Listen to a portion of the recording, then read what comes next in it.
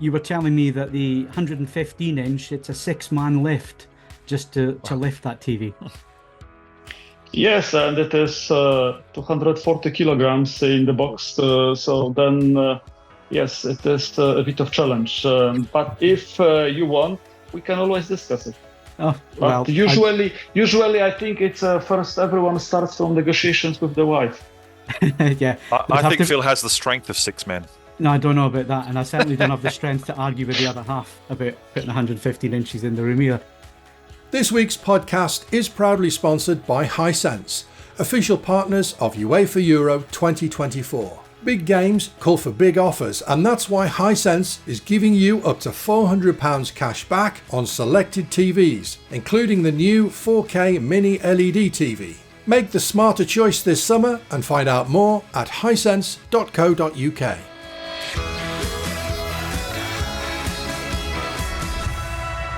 Hello and welcome to the AVForums TV Display and Calibration podcast for the 10th of June 2024. And on this edition, I'm joined by Jules. Hi, Jules. Hi, Phil. And we also have Marek from TCL. Hi, Marek. Hi, Phil. Right, so what are we doing on this edition of the podcast? Well, this week we're going to talk about big screen TVs. And of course, we've got Marek on the podcast as well. So we're going to talk about TCL. And the two of those go hand in hand because TCL really are pushing the boundaries when it comes to big screen TV. So we're going to get into all of that in this podcast. If you're wondering who AVForums are, well, we've been around since 2000. The editorial has been around since 2003. And I'm Phil Hinton. I'm the editor of AVForums. I'm a TV calibrator, TV reviewer, and I also do a lot of the podcasts and videos that you see on the channel. And also joining me is Jules. Jules, why don't you briefly explain who you are and what you do? Yeah, thanks, Phil. I became a professional calibrator, display calibration in 2011 under THX, became an instructor with THX, now with the Professional Video Alliance, the PVA.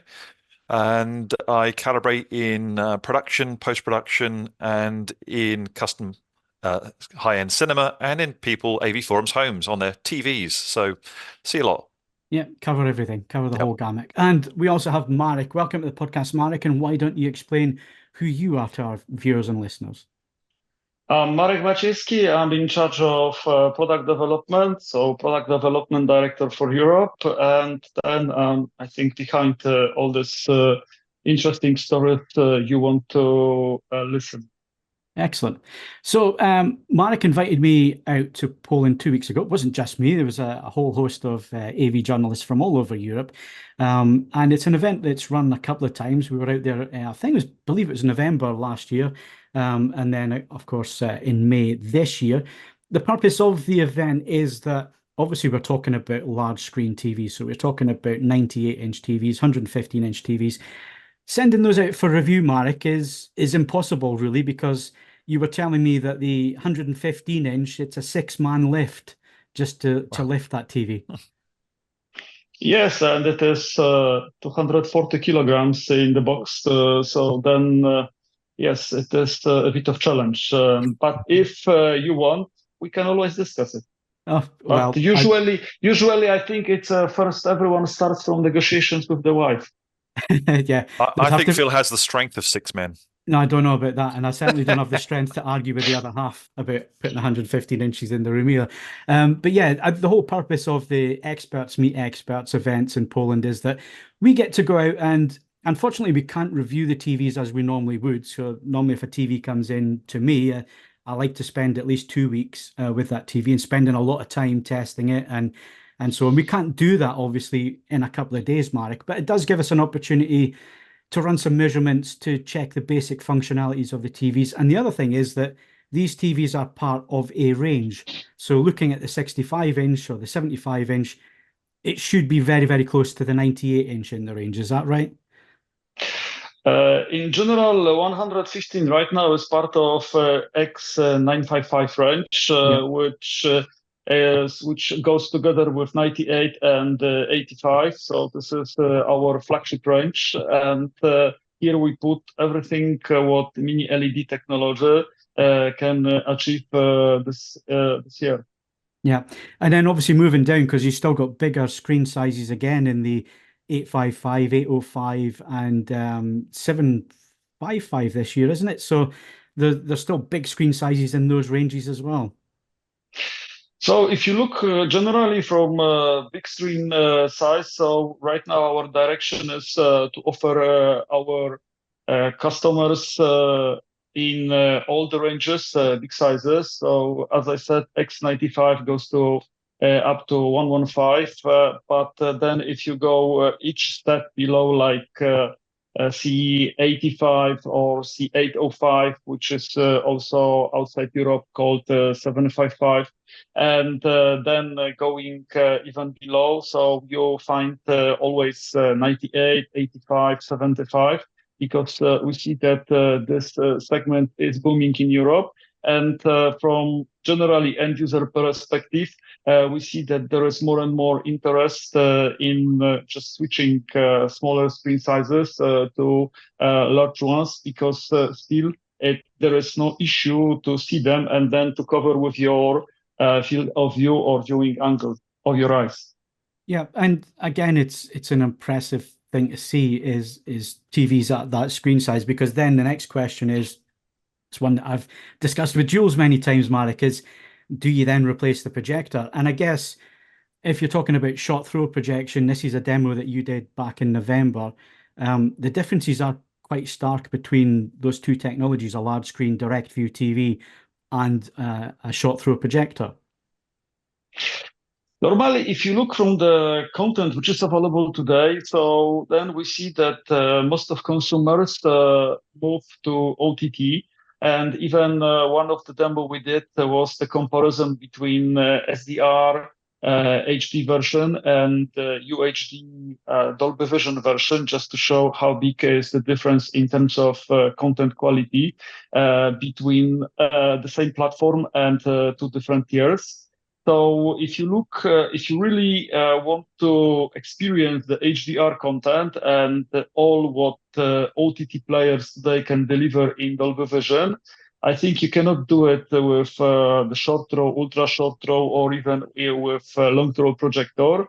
You can only achieve it today with mini LED technology, because there is peak brightness, there is very high contrast, and there is also very high average brightness. So no limit, either if you put it to your dark room or to your bright living room. And Jules, what's your thoughts on this one? Yeah, I think it's good to have these TVs coming onto the market. These larger size TVs, of course, they will challenge, as Marek has said, those ultra short throws in particular, which were being marketed as a replacement for, or as certainly as a lifestyle option that's suitable for people who can't have a long throw projector in a dedicated room. So it's going to be very tempting for people to switch out, because those projectors are quite compromised. The black levels, they're still affected by ambient light in the room. They don't have the peak brightness, and they don't have that dynamic range that you need for HDR. Of course, we've always made that point, haven't we, Phil, that HDR on a projector is a different thing. Yeah. It's not the same as you get on a flat panel. And there'll be many people like myself who are big fans of projection still. But I think the ultra short throw projectors are going to be squeezed certainly by these products. Yeah, and one of the questions, Marek, that I've been asked a number of times by our audience is, how can you possibly, and I know this is going to lead on to a very interesting discussion, how can you possibly, as a company, TCL, offer a 98-inch TV on the market for under £2,000? How can you do that? How is that possible? If you recall one slide from my presentation, you'll see that TCL is behind the production of 98-inch panels, and we cut these panels in our 8.5 generation fab. Then if you look from the fab capacity, it is, I think, 150,000 of mother glass sheets per month. So you cut it to up, and then you have 300,000 98-inch panels. So then if you look on the worldwide market, you achieve the volume at which you can reach this kind of price point for global dimming product. Because then the glass, there is not a very big difference between the glass across these products. Of course, in the top range, you will have additional anti-reflection film, and you will have completely different backlight solution. But in general, you can achieve level of scale and then challenge also pubs and then areas where projectors, multimedia projectors are used, because from the also office perspective, 98-inch is absolutely one of the best solutions. You don't have any issue with the bright room and so on. I just want to pick you up on a couple of points, just so I'm understanding it correctly and the audience get this correct, because I think is a very important number. You're saying that every month TCL CSOP are able to produce 300,000 pieces of glass. If you cut 98-inch, but then at this more or less level, you arrive to the worldwide size of the segment. Yeah, so that's a huge scale. So this is why if you just take magnifier and you will look on every 98-inch product, you discover that every LCD open cells comes from the same production line. Yeah. So there you go, folks. That's your answer. And it's really fascinating seeing that slide, and hopefully Stu can show us that slide as well while we're talking about it. Just how that happens, because I don't think general consumers understand how the TVs are cut, and it's a mother glass. So maybe you can explain that, Marek, and then how you can divide that one piece of mother glass up into different screen sizes and actually how many cuts you can get. Today we have in TCL two major fab generations. Fab generation is linked only to the size of the mother glass. The first one is 8.5 generation, and this one is around 5 square meters of the glass. And this we can cut either into 298-inch or, for example, 655-inch. And then we can also do this extreme cut with 85-inch and 22-inch for monitors. And then if we go to generation 11, which is very close to 10 square meters, so this we can cut to 675-inch or 865-inch. Or we can also, from this generation, we cut 116, but from the slide you see that it's not the last word we can do, because from generation 11, we can do also 130-inch to up cut, which means maybe we will meet again in the future and you will be able to experience even larger TVs. Yeah, 130 inches. That's something. But yeah, I mean that's why you get your economies of scale, don't you? You're producing at those numbers, and it's not just like you say, Marek, for the TCL brand. You're actually, that glass goes to other manufacturers as well as open cells. If you look today, who supplies whom and how this business works for mini LED and LCD TVs, so then it is only based on access to panels and vertical integration. Because if you are vertically integrated, means you produce key component by yourself, then you have full control over the sizes and also cost of the product. You don't really rely on all the market limitations. So Jules, in terms of what you do and how you look at the market and going into people's homes, how many of these large screens are you actually seeing when people, get you in to calibrate? And would you say that you're seeing an upward trend in screen sizes getting bigger? Hitherto, I'd say average is 65-inch and increasing with 77 inches. Very rare that I find a TV over that size, and that may be something to do with the size of a UK living room, Wi-Fi acceptance factor, etc.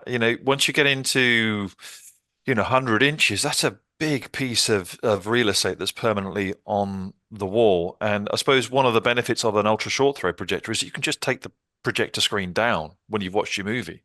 A lot of these are pull-ups or pull downs, and you can get rid of it and have your 55-inch or your 65-inch TVs. So undoubtedly is a trend. We want immersion, don't we? And big screen, whether it's projector or a large 115-inch mini LED TV, it's so exciting. That's the way that films are designed to be watched. Not on a small monitor. So you know, whichever way you look at it, this is great. I mean, it's fantastic that we're going in this direction. You get to see the movies as the director intended. Yeah, and Marek, I guess it's an important point to get across as well, and one to look at. So you get the data from marketplaces. You're a manufacturer. It's in your interests to know what trends are and what people are looking at. So what does the data tell you as a company in terms of larger screen sizes and the uptake? And does it vary from country to country or continent to continent? If you recall the slide I have shown in the very beginning about the market, so you will see that in general, UK is behind Europe in terms of average screen size. In general, also this 55-inch and above segment size in UK is much lower than in other European countries. Here we have mainly Nordics, Germany and Poland leading in terms of 55-inch and above market share. Then for the time being, if you look on 98 or you look on 85, so then these are booming segments because these segments are generally 0.3, 0.2% of the total market in Europe. But if you look on the market to be this year at 30 million pieces, so we enter into economy of scale.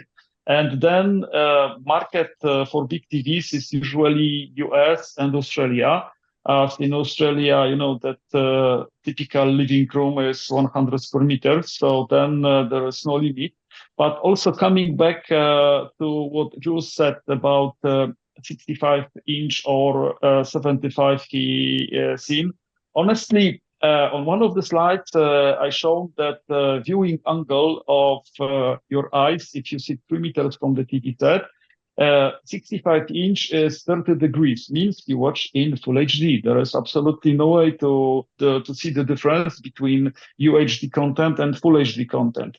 Only at 130-inch, you will cover 65 degrees of your maximum viewing angle. So it means still, if you will sit from 3 meters, your limit is 130. And then it is only the matter of your imagination and then ability to negotiate at home with your family to agree on the size of the screen and then be able to overcome. Are you crazy? You're exactly right, Marek. I mean, when I'm calibrating in people's rooms, I often have to make the point that, you know what, you've got this lovely 65-inch TV, but you're sitting so far away, you're only seeing HD. You know, you're not seeing the resolution correctly. Obviously, one way to encounter that is stay where you are and get a bigger screen. But you have to overcome yourself the family objections. Yeah, but then even, you know, if during the event, I think we put so far 2.5 meters from 116-inch, and everyone said it was absolutely the perfect place to watch and to test from the subjective perspective, because you had a feeling that you are just immersed by the picture and you get absolutely everything you can get from the streaming content right now. Yeah. So, Marek, obviously, you're bringing these TVs to the market. The 115-inch is your hero product, but it is quite expensive. I think we're talking £25,000. Am I correct? That's the cost for that one? Yes, and the same price is also, we have €25,000 recommended price. We should only call it recommended or a market, what we see from the dealers, because it is the dealer decision to offer the product. However, if you look on this kind of size, so then TV have to come with additional service like installation, or also in some cases dealers offer calibration just to get the best experience. Yeah. Can I make a point there, Phil? I mean, if you're comparing that 25 grand to a projection system, you're maybe looking at a Sony 7000 or a JVC NZ8 plus a screen. And so that probably brings you to the same region, and it could be argued, obviously technically, that TCL 115-inch has obviously, you know, higher contrast, probably better black levels, where it can shut its dimming system down, etc. So it's in the same. If you're 115 inches, you probably are replacing a projection system in that situation, and that's the kind of territory you're looking at. Yeah. And I've got to say, the way I was going with that, with asking about the price, was more in terms of the brand recognition, Marek. Certainly TCL are certainly on the disruptive side. I think would be fair to describe it. You, in terms of pricing, are very, very competitive in the market, and people are just getting, and certainly in the UK, just getting to know the brand, the TCL brand, and at the minute it's about price cutting. So how do you bring both of those sides together as a company? Because on the one hand, you're very value driven in terms of the amount of technology that you offer for the prices that you're offering your current TVs at. How do you join that up with this Halo product that's 25 grand? How do you get that juxtaposition? How do you explain it to the consumer? Honestly, if you look from the TCL brand, or let's say the long way we did it, we started from building the market share, and then we started to add technologies, leading technologies. In 2019, it was the first mini-LED TV set. Then it took a few years to master the technology and to deliver performance. Then the second step was very large screen size. We were the first to launch 98-inch. Everyone used to say it's impossible and there is no such a market segment. And then it was clear just after that it was a correct decision.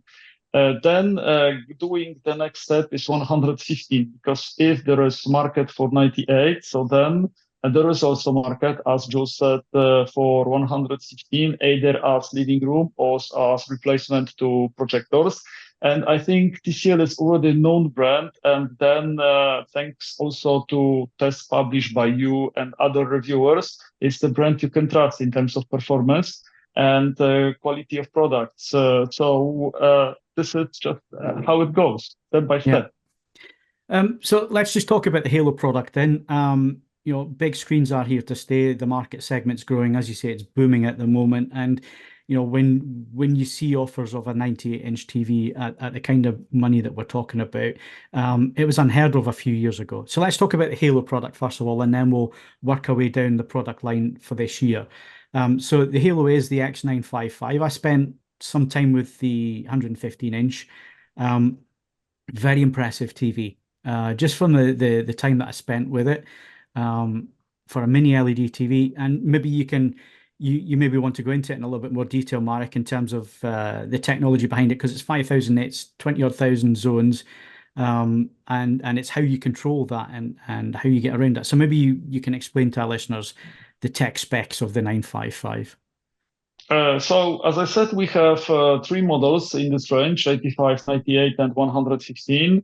In 85, 98, we have 5,000 dimming zones. In 115, we have 20,736 to be very accurate, because it is just 5,184 times 4. So we just multiply by 4 number of dimming zones. You have seen this TV set disassembled, and you were able to compare 85 with 115, how even 2,000, 5,000, and 20,000 dimming zones work, and how we can express all the speculars and control the light.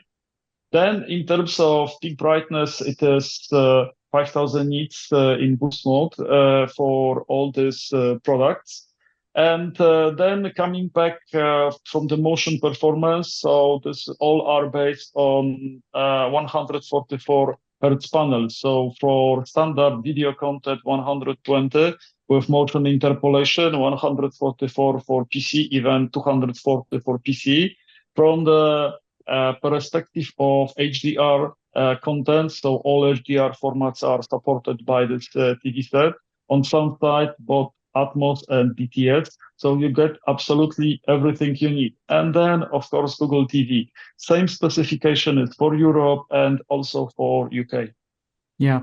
So it's really impressive lineup of features there. And if we take the dimming zones and the nets out of it, the ranges are more or less have the same technology, don't they? I mean, all your TVs support the same HDR formats. You're very technology agnostic. Is that right? This is our direction, because today, if you look on the content, how consumers consume content, So mostly HDR content comes from OTT services. You use Blu-rays, and then we also have extensive collection of Blu-rays. But from the standard end user perspective, I think Blu-ray, UHD Blu-ray today is like a sort of turntable, yes, for audio. Then people like it, like to feel it. They say, okay, this is absolutely uncompressed content. But from another side, technology in the TV is so advanced that even this compressed content, which comes from OTTs, is so well processed that really you have to look with the magnifier on the screen to look for differences to see them. Yeah. And again, when we're talking about big screen sizes, motion is important, Jules. The bigger the screen, 24 frames per second, the more it does judder, the more that our eyes see it. So that's a known issue. It's always been an issue with projection and so on. So Marek, how are you getting around that in terms of motion processing on your larger screens? Are you changing it up slightly? Honestly, we leave it also to end user decision. So if you really want to torture yourself with 24p, you can do it. But I think on 115 or even 98, if you sit really close, so then it's mission impossible because you have additional impact coming from HDR and peak brightness. So you know perfectly that it's really impossible to do it. So that's why user can adjust motion interpolation. And then there are a lot of settings. Personally, I prefer the smoothest version. And then I still don't get, all these complaints of soap opera effect and so on, because this was the old story of previous LCDs where it was extremely visible. And then honestly, I think maybe if you have 55 and sit really 3 meters from it, it is not so annoying. But then the larger screen you have, so then motion phases your eye see are really with HDR annoying. Yeah. Jules, let's get back to the point that you were making in terms of, if you're talking about a JVC projector on a screen and the 115 inch, I'm going to put you on the spot. If I you love were it when you given do that, Phil. if you were given the option of either, would you be tempted by the 115 inch direct view panel? I have to say, Phil, I'm a big fan of projection, and I think the JVCs are right up there in terms of quality of image around that price. And obviously your room has to be optimized for that. So my own room is completely black fabric, wall, ceiling, and floor. It's good. It's an amazing picture. I'm very interested to see what these displays look like and whether it can, it can turn me. So I don't have a better phrase, but I'm very interested to see these TCLs and that size and 20,000 dimming zones and what it can do, and seeing if there's any instances. Obviously, it's been a criticism of mini LED in the past, which is blooming and haloing around objects. So I shall be very interested because by no means is projection perfect. People have uniformity issues on projectors too. The black levels are probably not going to be as good as on the mini LED. So I think it's a very interesting situation we're in. But we mentioned turntables. There is still a strong leaning toward analog and vinyl and what that brings qualitatively in terms of sound. And I think there's still going to be a place for projection because the reflected image appeals to me. I find it calmer. I find it more relaxing than a direct screen. So I am very interested to see what these TCLs can do and whether it can actually really, turn me away from projection. So we'll see. But does it have to turn you away from projection? No, yeah. Well, I think if you're talking 115 inch, I don't think people in the UK have an option of putting 115 inch in one room and 150 inch screen in another room. Although some of my clients probably would do. Some of the high net worth clients probably would do. But so for a lot of people, it's like I have a projection screen. I can pull my screen down to watch, maybe 120, 130 inches, and then I have my 55 or 65 inch TV for normal TV. And of course, the other problem, that one solution that we do have with projection, Phil, is the acoustics. And of course, you can have an acoustically transparent screen and have your speakers right behind where the action is, and that sort of tying up the sound and the video together is something that's very, very immersive. And we have a problem with flat panels, video walls, big flat panels, as to what do you do with the acoustics? Where do you put your speakers? So is it going to? Yeah, it's almost like you read the running order, or you knew I haven't seen it yet. But what my next question was going to be there. So that was my next question, Marek. Is obviously 115 inches. That's a lot of real estate that you're taking up on the wall. And in traditional audio setups, you have your LCR speakers, your left, center, right speakers. So with that wall being taken up by more or less a screen, how do you get around that? How does that end user then get around the sound issues? Generally, if you look on these very large screens, so then in most of the cases, end user have either AVRs or other built-in solutions. So then we realized that, of course, we have to provide certain level of sound, but there is no point to do any built-in soundbar and additional speakers on the side, because anyway, this kind of screens are integrated with audio systems. And if you have so large room for this kind of screen, usually you can have also speakers behind you, above you, so to get the full audio experience. Do you think this is going to open up another area, Jules? If we're getting these bigger screens, do you think speaker manufacturers are going to have to rethink how they do center speakers and so on? Yeah, I think it is happening, Phil. There is some, speaker manufacturers are working on this, and for solutions. I was just at a big LED wall producer recently, and we were talking about this very issue, and they've got one manufacturer who's very interested in working with them to produce a solution. So it is something that is being worked on. I don't know how successful it will be. As well as projection, I'm a fan of having the sound coming from where the action comes from itself, and I just think it's one of those things where we suspend disbelief better when the sound is coming from right behind the screen. So I'm again interested to see what the solutions can be and how persuasive they are, in terms of making that authentic. So yeah, we'll see. Yeah. Well, I think we've covered everything we need to cover on the big screens. We're going to go into the TCL products in a little bit more detail now, just to wrap up on the podcast. But before we do, if you have any questions regarding large screen TVs or anything that Marek said, then certainly send your questions in. Usual thing, if you want to do it the old-fashioned way, you can send it in on an email, podcast@avforums.com. Or if you're watching on YouTube, you can do it in the comments section below, and our producer Andy collates all the questions. He'll go through and pick out the questions that need to be answered. And of course, you can go to AVForums, go to the podcast forum, look for this edition of the podcast, and then you can add your question in the comments section there. And like I say, what we'll do is if we get quite a few questions in from Marek, we'll send them across in an email and ask Marek to answer them, and then we'll give you an update on a future podcast. And normally on the podcast, we do Q&A sections where we will answer questions that you send in. So we're not live, we can't do it as live, but we will obviously circle back on the podcast and answer those questions. Right, so we're going to move on and talk about the TCL lineup for 2024.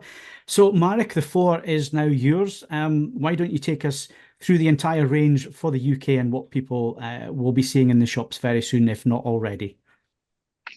So coming from the top, so you have this X955 range we already talked about, 115/98/85. Then this is our flagship product range. Then the next step and the range we introduce right now is the 855. You will see 65, 75, 85, 98. In terms of performance and specifications, so it is MiniLED with quantum dot enhancement film. And in 65, we have 1,344 dimming zones, and above we have 2,000 dimming zones. In all these products, in peak boost brightness, we deliver over 3,000 nits up to 3,500 nits of brightness. And then in terms of motion, And then HDRs also in terms of smart TV. This product is equal to X955. Then we do one step below, and we have on the market C805. C805 is available in UK. You recently tested the, I think, 55-inch. Yeah. We have it with starting from 55 up to 98-inch with mini LED backlight, with dimming zones starting from 300 up to 1000 in 98-inch, and then in peak brightness is above 1000 nits. It is also 144 product with motion interpolation, also with all HDR functionalities. Then we go one step below, and then we have C655K. C655K will be available in sizes from 43 up to 85-inch with Freeview Play. And so this is the difference, because all products above are with Google TV. Here we have Android TV with Freeview Play. Only 98-inch is with Google TV. And then in C65, we have global dimming, 460 nits. So product is bright enough with also quantum dot. And then also all HDRs. And then one step below, P755, so 43 up to 75-inch, also product with Freeview Play. And then slightly dimmer, because going up to 300 nits, but still with white color gamut, just to deliver good streaming performance. Excellent. So it's a full range. There's lots there. We're going to get some more screens in for review. I'm really interested at looking at the C855. I think that's a very strong product, and I'm looking forward to perhaps having a look at that in the near future. I just want to pick up on a few things with the range and a few questions that I know some people will have. And the first one is smart TV. Obviously, Google TV. We have had instances in the past where there's no BBC iPlayer, or there hasn't been all the catch-up services for the UK, and where you've put solutions in place in the past with, I think you were giving away Roku sticks or some kind of solution like that.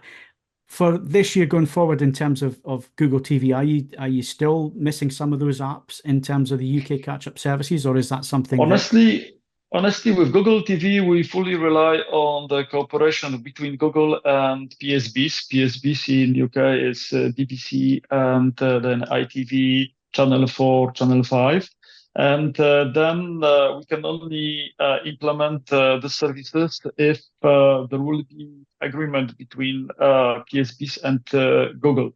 So as long as there is no agreement, we cannot change here anything. And then we hope all these business issues will be resolved. So that's why for C65 and P75, we keep Freeview Play with Android TV. Yeah. And there's a new service coming to the UK, Freely. Is that something that you are looking at in terms of implementing into your TVs at some stage? Freely is just next generation of Freeview Play replacement. And then it's supposed to be the solution for all smart TVs. But as I said, Google TV is the subject for the specific agreement between Google and PSBs who are behind Freely. And once it will be solved, so then I hope we will be able also to deliver it. Yeah. And one thing that Jules mentioned, and I think it's an important point to kind of come back around and discuss it again, because we didn't really discuss it. So Jules lives in a dark hole, a black hole, when it comes to projection system. But one of the advantages of a big screen TV, Marek, is you don't need to live in a black hole, do you? You can have whatever decor you like within the room, as long as the lighting's done right and not hitting the screen. That is a solution for a large screen TV versus a projector. And I think, Phil, you also miss one opportunity to see in Bromley. Because beginning of May, we had just the meeting with media in London, and then we did it in a very bright house. So then there was 115, and there was also 98C855 just close to the window, even with the sun just going on the screen, and absolutely no issue. So then all the HDR you were able to see, and then you were able to experience. So I think if you talk about this black hole Jules leaf, so then in this black hole with the sun, so there it won't be black anymore. Yeah, excellent. And that's a point that we did miss there on that one. Another one I want to pick up on is HDR and talking about peak brightness and peak nits. Because I think we need to clarify the 5,000 nit claim on the 955. So that is with a booster. So maybe you can explain that, because the actual native measured peak brightness on that panel that I measured was about 2,500, 2,600 nits. Yes, sustained. So yeah, that's sustained. So maybe you can explain for the viewers what you mean by the 5,000 nits boost and what it actually does. So this one is available for a limited period of time, and then for X955, I think we talk about 15 seconds of the time for which this brightness is available. Because when you look from video sequences and then how the content is produced, so usually you need it for very limited period of time, and then to get this better effect. But then if you keep the brightness, or let's say the object on the screen very long, so this brightness, peak brightness, will go down. But there is no connection with the average brightness, because average brightness for X range is around 900 nits. And then it stays always available. So here is the only difference. Yeah, I just thought it was an important point that we needed to pick up on there, just for obviously those listening in at the moment. And the last one I'm going to talk about is gaming. Gaming is huge these days. I'm going to put my hands up. I'm not a big gamer, basically because I don't have the time to game these days. But gaming is very important for a lot of people out there, Marek. I would just disappear down a cul-de-sac if I picked up a controller. I would get no work done. But gaming's very, very important these days, Marek. So maybe very briefly explain how important it is to TCL and what kind of technologies you really think make your TV stand out. Gaming is part of our product. So all products come with game bar, where you can see format you get to the TV. We also provide automatic low latency, so you can either keep a TV in automatic game mode, or you can force it with Game Master. Then, as on one of the slides 2 weeks ago, I have shown for gaming, for input lag, it is pure mathematics, because you know down to which delay you can go, and then you can measure delay in the upper corner, in the middle, and in the lower corner, because it is the matter of the screen refresh. So from VRR perspective, you get everything you need. You get also all the formats like Dolby Vision 120 and HDR 120. So you can play with your game consoles. And from PC, you can go with HDR 10-bit up to 144, or even in 240 in Full HD. So whatever you need, you can do today with TCL TV set for gaming. Excellent. Well, I want to thank you, Marek. I don't usually do this when guests come on to the podcast, because we normally just do an interview and then that's it and finish. But I really do want to thank you for your honesty. It's really, really it's really, really refreshing. And I want to get this across to listeners and viewers out there. I speak to all the manufacturers, speak to all the manufacturer reps and all the rest of it. And when you ask questions like, how many dimming zones does this TV have? How many, you ask any kind of technical question and you're met with it, well, we don't disclose that. Marek, your honesty, the way that you have explained what your technologies are, how it works, how many dimming zones your TVs have, what the peak brightness is, You know, I think it needs to be congratulated. It doesn't happen enough in this industry. People don't want to talk about these things for whatever reason. Yet I really do like the fact that you're prepared to talk about whatever it is about the product. You seem to be really quite proud of what you're doing there and quite happy to talk about it. So well done. Thank you. Phil, but anyway, just also to say one word before I will say goodbye. Anyway, you can all test today. So that's why we are honest and we support you. We show that what we do, and then whatever we say about the product is the truth. Because at the end, you can also count by yourself. I think someone managed to count 20,000 dimming zones. So then it's only a matter of time. So then that's why we show you open a TV, and it's much easier to count these LEDs. Yeah, and I think the consumer likes that as well. They like to get a straight answer. What were you going to say, Jules? Just one other plus point. I noticed in CalMan 2024, which is our calibration software, that there's a TCL workflow. Yeah, there is. That's been added there, and there's 3D LUT calibration, which is Yes. fantastic, and a proper Dolby Vision configuration file upload as well. So we can do the full works with that. I haven't tried it yet. Hopefully it works. It isn't always the case with CalMan's workflows, but hopefully it is the case. This works very nicely and allows us to achieve that color precision that we want as AV enthusiasts. And well remembered. We already tested it, so then it works not only with CalMan but also with other calibration software coming from UK. Yeah.